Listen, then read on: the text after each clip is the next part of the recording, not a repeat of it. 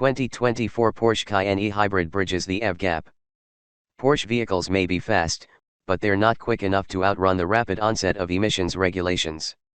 That's why it revised all three powertrains in the 2024 Porsche Cayenne to run leaner. American Samoa well as meaner. But the performance brand had to make some difficult decisions on how and where its bestseller will be sold.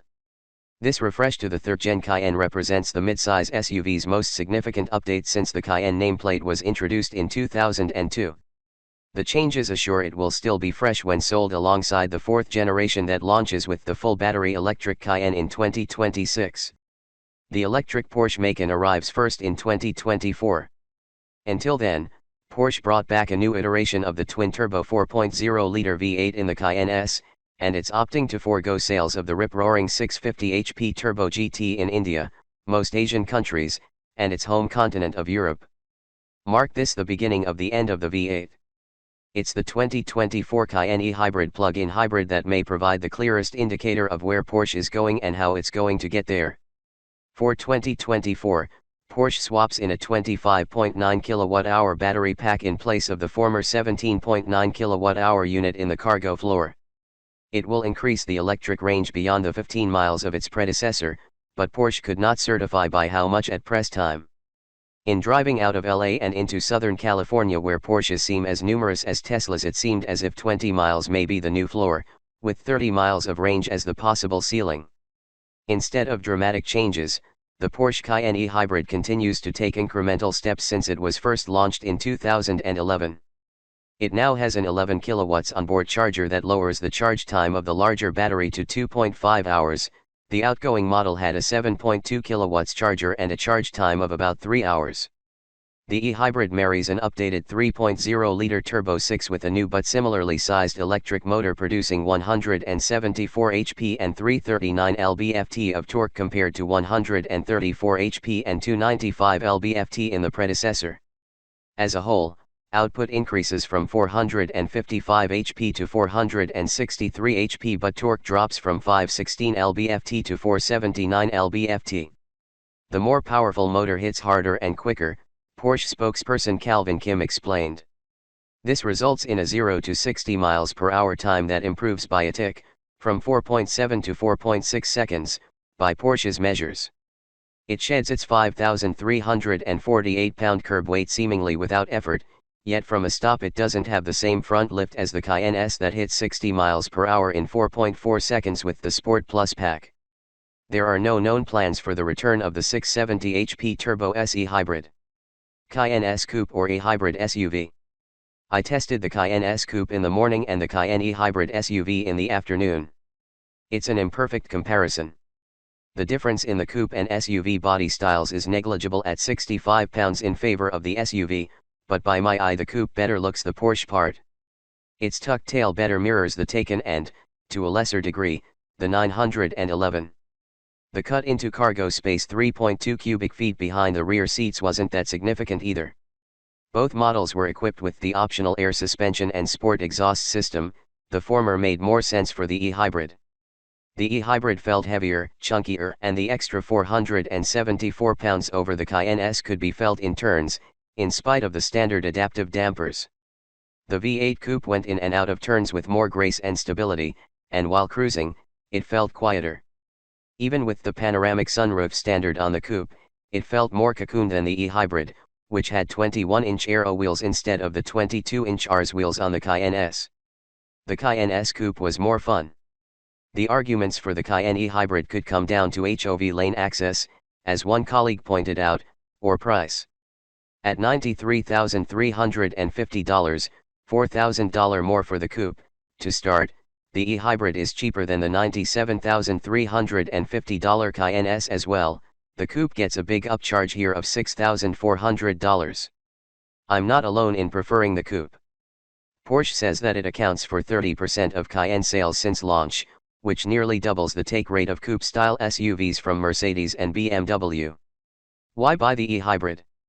On its own, the Sport or Sport End modes optimize the power delivery from both sources to give the e-hybrid that Porsche bite. And the Sport exhaust system opens up the V6 snarl when called upon, but otherwise the e-hybrid prowls around in quiet with marginal road and wind nosy. This dual nature is its key selling point, especially around LA, where engines play hostage to stop-and-go traffic all the time. Note, for those who don't plan to plug in faithfully, this is not remotely a green vehicle or a high-mileage vehicle. The outgoing, higher-power 2023 Cayenne Turbo SE Hybrid was rated 18 mpg. In a week-long review of that version, Green Car Reports saw about 20 mpg in mixed driving there. Efficiency figures on the 2024 are yet to come. The system defaults to electric power, yet Porsche mutes this electric prominence, mostly to good effect. Porsche digitized the cockpit to mimic the electric Porsche taken by swapping out the analog dials and replacing them with a 12.6-inch digital cluster offering up to 7 views. They're crystal clear and loaded with navigation and performance data, but can't quite match the user-friendliness of an Audi or the breadth and depth of the latest Mercedes interface. Beside it, a 12.3-inch touchscreen broadens the dash, which is flanked at the end by vertical vents like wingtips. The front passenger could play with an optional 10.9-inch touchscreen blocked from the driver's view. With or without the option, that dash space is covered by the same black cover that might be better covered with some of Porsche's finer materials. Grab handles still stud the doors and flank the center console, which has a new haptic climate control panel and less clutter than its predecessor. The climate panel could use a bit more refinement to match the rest of the interior. Push the heated seat button, for example, and the whole panel syncs momentarily with it. All drive modes move to the steering wheel dial, and suspension and exhaust settings migrate to the center touchscreen. The gear selector moves up to the dash to the right of the steering wheel, and the start button sits left of the wheel. It's neater, cleaner, and more reliant on digitization, but the analog sport chrono clock remains an option. There's no great announcement in any of the many displays that you're driving a plug-in hybrid, yet the vital info can be found in due time. A battery charge display can be accessed in one of the cluster displays, and the estimated mileage appears in green in the combined touch/speedo display. It's all very understated, muted almost. An EV power display appears at the top of the tachometer in the high noon position. A blue bar cascades down when EV power is being used. What's with the Cayenne's regenerative braking system? Another bar in green cascades down to the left. That's the regenerative brake dial. There's no regen happening when you lift off the accelerator, only when the brake is pressed. It operates in the background, and feels like a missed opportunity still, same as in the last gen of regen. The lone regen setting, which mixes in some of it, but not much, results in a nonlinear brake feel. The pedal can be a touch soft at first, then it firms up right quick when the mechanical brake takes hold. The handoff is noticeable though not jarring, and Kim says the current application is an adaptation of the regen system in the Taycan.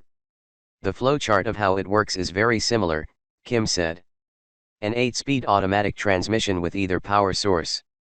The curious thing about Porsche's plug-in hybrid system is the presence of the 8-speed automatic transmission, and how smooth it balances the different power demands. In EV mode, it'll show the transmission gear in the tachometer even though there are no revs displayed. At 45 miles per hour or so, and with the transmission in 7th gear, I tapped the throttle and the engine came on, carrying over in 7th gear under blended power. In the same scenario, wanting to pass someone, I hit the throttle and the transmission downshifted to 4th gear as the engine took over. EV mode never fully locks out the engine. Above those speeds, in most circumstances, the engine works in concert with the e-machine motor. The engine connects to the motor, then goes through the transmission and its torque converter before sending power through the center differential and lastly the rear differential. And the quite large battery pack is under the rear cargo floor, just behind the back seats.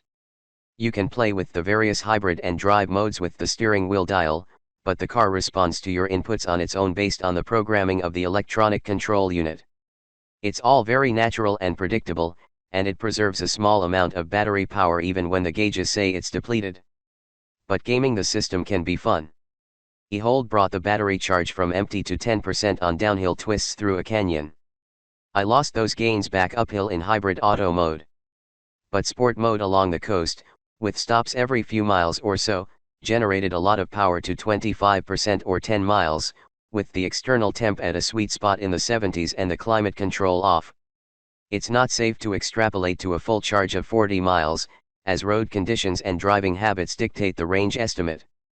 The least efficient mode is e-charge, that turns the engine into both a propulsion source and a generator. It powers the battery pack, so it's best used to replenish the battery while cruising on the highway when the engine is operating in its most efficient state. I gained 10 electric-only miles in hard driving over about a 35-mile leg in e-charge. Then, when off the highway, you can use electric propulsion over those last few miles before your destination. It drags on performance, of course, but being smart with power never goes out of style. Sport and modes tap both power sources for the optimal performance, and automatically activate the sport exhaust. The Turbo V6 lacks the more resonant thrum of the Cayenne SV8, but it does much more than purr. As in real estate and gerrymandering, location matters. Using electronic power to crawl through L.A.'s notorious traffic feels a lot better than stopping and starting a twin-turbo V8. And assuming the larger battery and more potent motor lead to enough range to handle many commutes there and elsewhere in the country, the Cayenne e-hybrid states its case without sacrificing Porsche power.